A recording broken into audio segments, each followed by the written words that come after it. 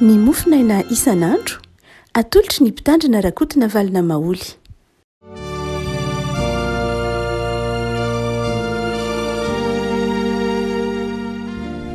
Falmeraba antsika revako malalahatra ity alakamisy fa 7 ny volana Jonay ity ary dia manona ny fahasoavan'i Jesosy izay mihoatra noho ny fahalalana, mihoatra noho ny fiezahantsika ary dia aharitra amintsika hatrany ny fifaliany. Ny mofinaina voalahotra antsika io revako malalana dia ny taratasy Saint Paul ho an'ny Filipianina. Filipianina toko voalohany 7:20 ka hatramin'ny 7:30. Filipianina toko voalohany 7:20 ka hatramin'ny 7:30. Vakitsika amin'ny anaran'i Jesosy.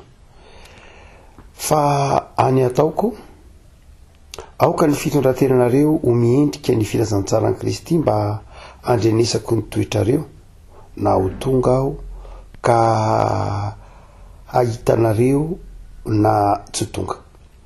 Fa maharitra amin'ny fanahy iray ihany ianareo ka miray fo iara-miezaka hampandroso ny finoana sy ny filazantsara. Ka tsy azo ny fahavalo ampitahorina ianareo na amin'inona na amin'inona, fa amin'ireo dia mariky ny fahavelezana zany, nefa mariky ny famonjenanareo kosa, sady avy amin'Andriamanitra. Fa ianareo efa nomena noho ny an'i Kristy, tsy nino azy ihany fa ny ara-pahoriana koa noho ny aminy. Dia manana izany ady zany ianareo izay hitanareo teo amiko sady mbola renareo fa ato amiko ihany ankehitriny. Ray masonao mbola masinana ny fahamarinana, ny teninao no fahamarinana. Amen. Asa revako malala raha takatrao ny tebitebin'ny Paoly manoratra ity taratasy ho an'ny Filipianina ity.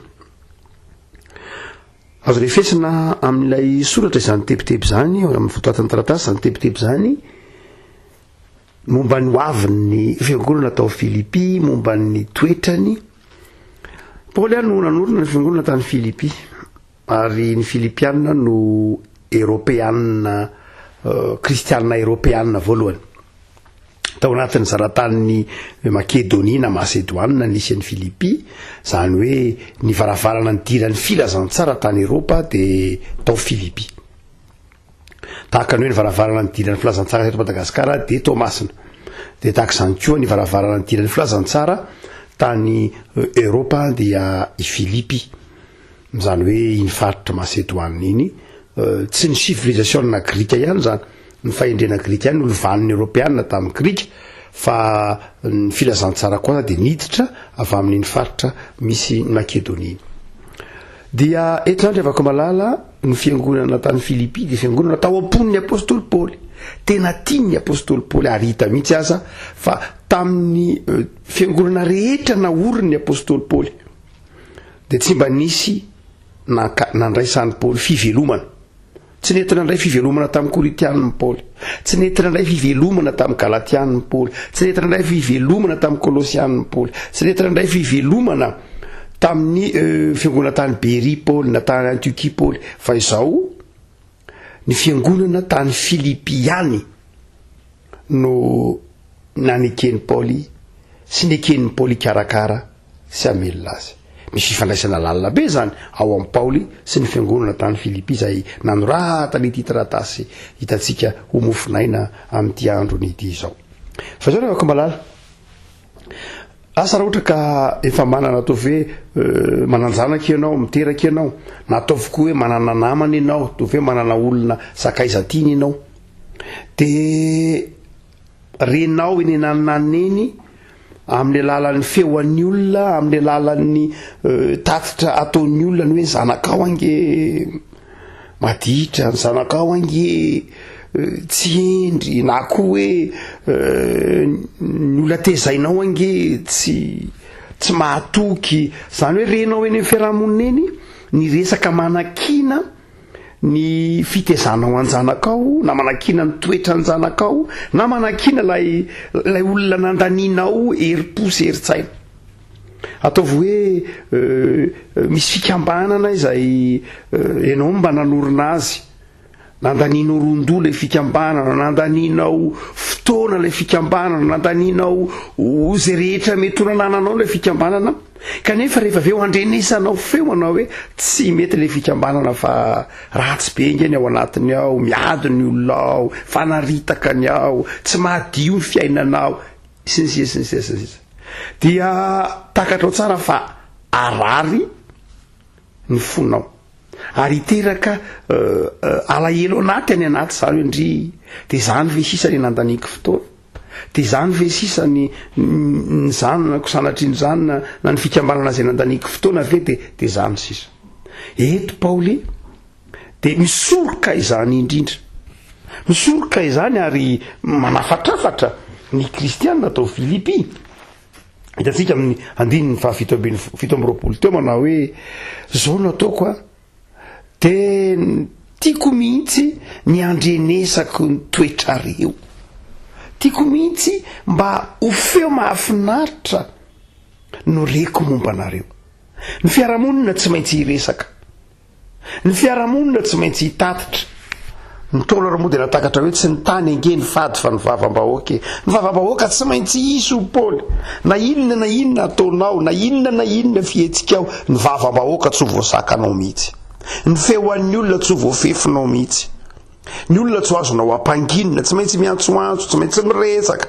Fa hoy Paoly manao hoe raha hiresaka anao ihany izy ry Filipi, raha mba hiresaka ny momba anao ihany izy de aoka mba ny tsara no resahany momba anao, aoka mba ny tsara ny reko momba anao, aoka mba ny tsara ny tonga dia potsotsofoko momba anao ry Filipi.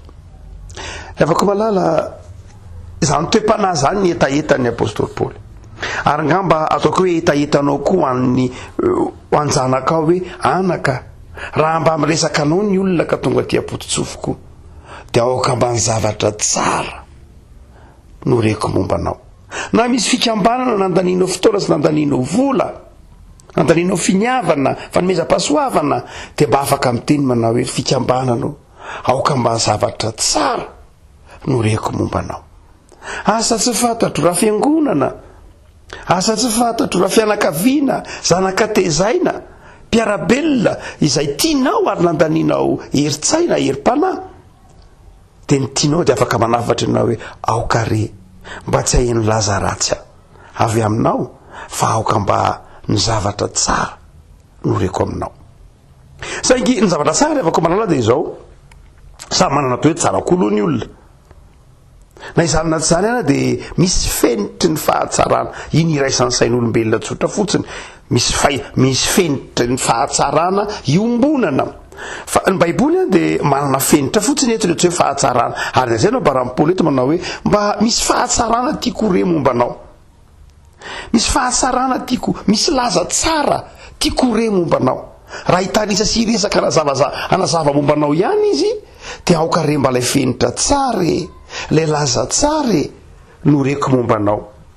De asehon'ny apôstôly Paoly ara izany laza tsara izany, raha tsy retsy raha ohatra ka mba maniry aho Paoly de izao aoka mba ny laza tsara no reko aminao de izao maharitra amin'ny fanahy iray ihany ianareo, maharitra amin'ny fanahy iray ihany ianareo ka miray fo hiara-miezaka ampandroso ny finoana sy ny filazantsara. Le afaka malala zany afatry ny apôstôly Paoly zany dia afatra izay firaisampo tsika teo zay ambarany apôstôly Paoly manao hoe andiny fa fito amby roapolo manao hoe mba andrenesako ny toetrareo fa maharitra amin'ny fanahy iray ianareo ka miray fo hiara-miezaka hampandroso ny finoana sy ny filazantsara. Afaka malala ny laza tsara teny Paoly ho re voalohany indrindra de ny firaisampo sy ny firaisam-panahy. Firaisampo sy ny firaisam-panahy, inona no laza tsara ny fiangonana, inona ny laza tsara ny fianakaviana raha miorona milaza izy fa fianakaviana kristiana, inona ny laza tsara ny firenena raha ohatra le firenena ka milaza hoe zay firenena kristiana, inona ny lazany tsara ny mpanompon'andriamanitra miarabelona raha ohatra ka mitononona ho kristianina izy dia io teneniny Paoly io hoe miray fo miray fanahy. Zany teny zany dia tsy hoe zava-baovao akory havako fa efa afatra Jesoa mihitsy.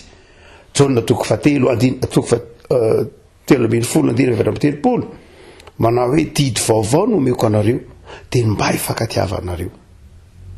Dia ny ahafantaran'ny olona rehetra fa mpianatra anareo dia ny fifankatiavanareo.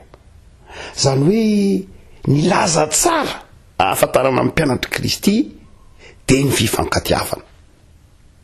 Tsy ny fahatsaran'ny tilikamam-piangonana akory zava-dehibe ny fahanana zany dia afaka malala. Tsy ny fahatsarany izay mety ho endrika ivelany ndia ataontsika hoe amin'ny foto-drafitrasa akory zava-dehibe zany, fa na koa hoe tsy ny hoe ny fahambonian'ny adivitra atao anatin'ilay fiangonana ilay rafi-piangonana akory, fa ny laza tsara ny fiangonana rehefa afaka malala, ny laza tsara ny fikambanana manana an' Jesoa, ny laza tsara ny fianakaviana kristianina dia ny fifankatiavana.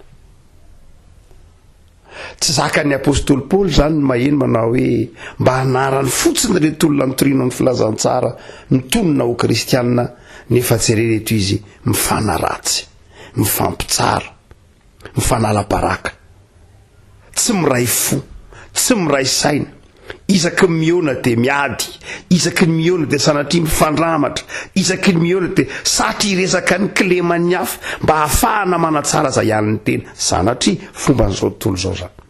Ry havako malalo, eto Paoly dia manazava enganery fiangonanao, enganery mpino, ny laza tsara horeko mombanao dia ny firaisamponao sy ny fifankatiavanao, miray saina ampandroso. Fa ny faharoa evako malady io Paoly manao hoe fifankatiavana, fiombonana, firaisampo sy firaisan-tsaina ary miara-miezaka ampandroso ny finoana sy ny filazantsara, fiaraha-mientana. Laza tsara ao anatin'ny firaisampo, fa laza tsara koa ao anatin'ny fiaraha-miezaka.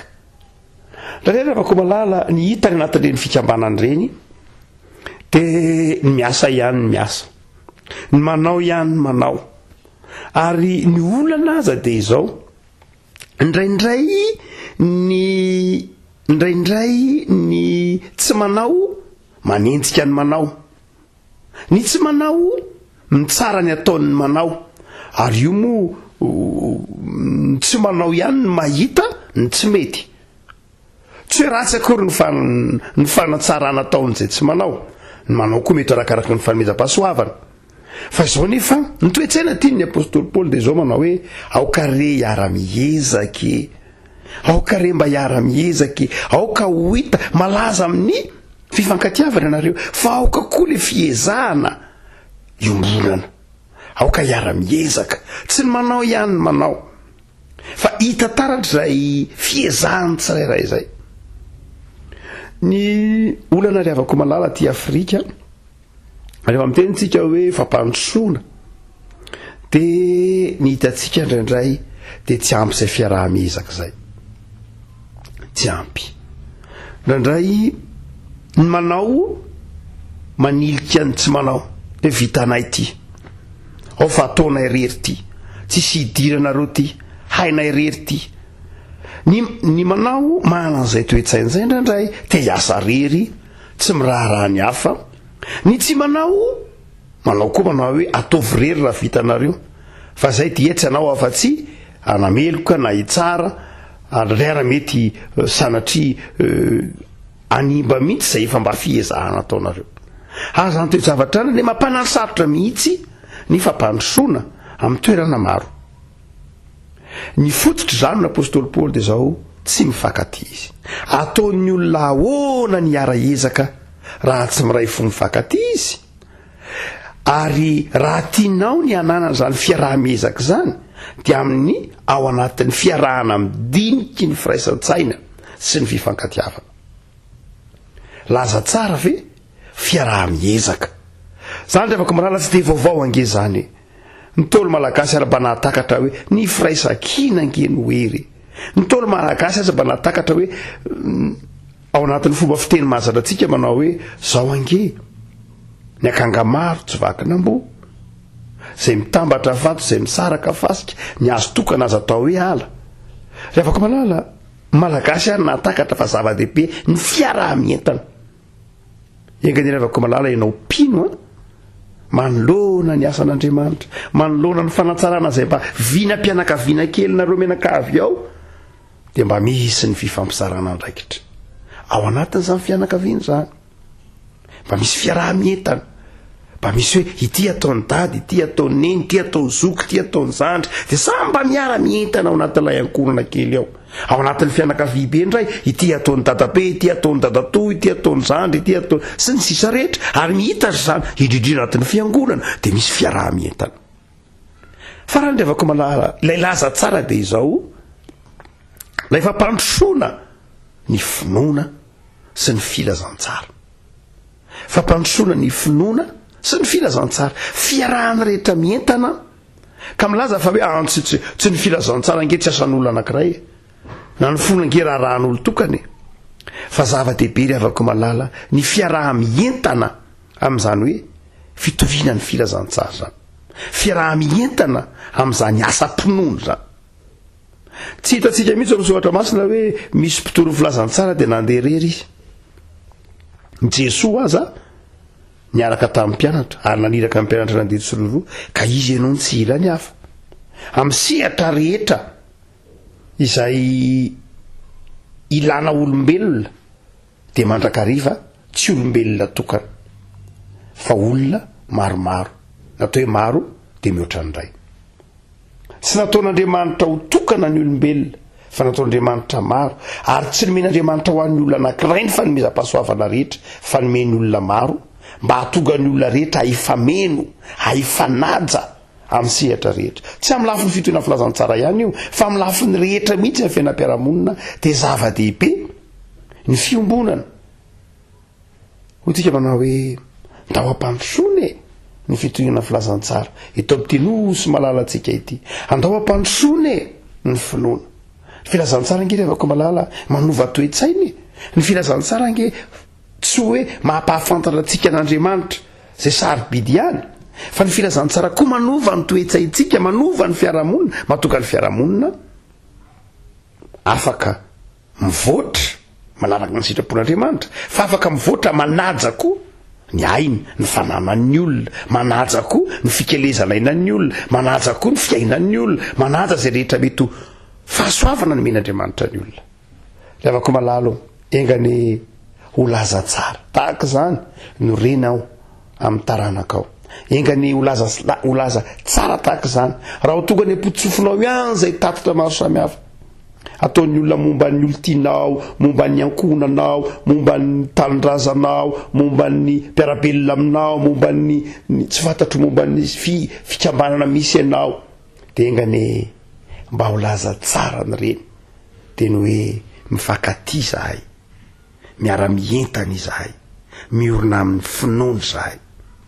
Ivavakasika tompo amin'izao zahay fa averanao manana faniriana ary averanao manana fikasana manindrindray tompo, ny andrenesanay fa mandeha amin'ny fahamarinana ny zanakay, ny faniriana indrindra tompo dia ny laza tsara ho an'izay fikambanana misy anay, ho an'ny mpiray tanindrazana aminay, ho an'ny mpiray fiangonana aminay, mba ho laza tsara. Laza tsara noho ny fifankatiavana, noho ny fiombonana, noho ny fampiasana ny fanomezam-pahasoavana. Tompo mamindrafo aminay fa nandray laza ratsy ny renay, mamindrafo aminay fa nandray ny tonga ny apotsofonay ny ray aman-dreninay reny, nandray tsy laza tsara no re mikasika anay, tsy laza tsara nandray no re mikasika ny fiangonanao, tsy laza tsara indraindray ny re mikasika ny firenenay, ny mpiarabelona aminay, fikambanana misy anay. tompo mamindrafo aminay aoka ny fanahinao masina fanahin'ny fifankatiavana anamasina anay ary hanova ny fiarahamonina misy anay mba ho laza tsara ne nore etsero ary ampianariko zay tompo mba ifampitaiza ifanitsy ifananatra ifampiaino mba hisin'ny laza tsara amin'ny fianakaviana amin'ny fiangonana amin'ny fiarahamonina misaotra tompo fa ao reo miasalama meny vavaka ianao jereo ny piraitanindrazana aminay jereo ny tanoranay jereo ny fianakaviana tsiraray amin'izao vanim-potoana sarotra izao Jesoa ianao Andriamanitra azy aterina fotoana rehetra ampahiry azy reny amin'ny anarana Jesosy Kristy mpamonjy amen.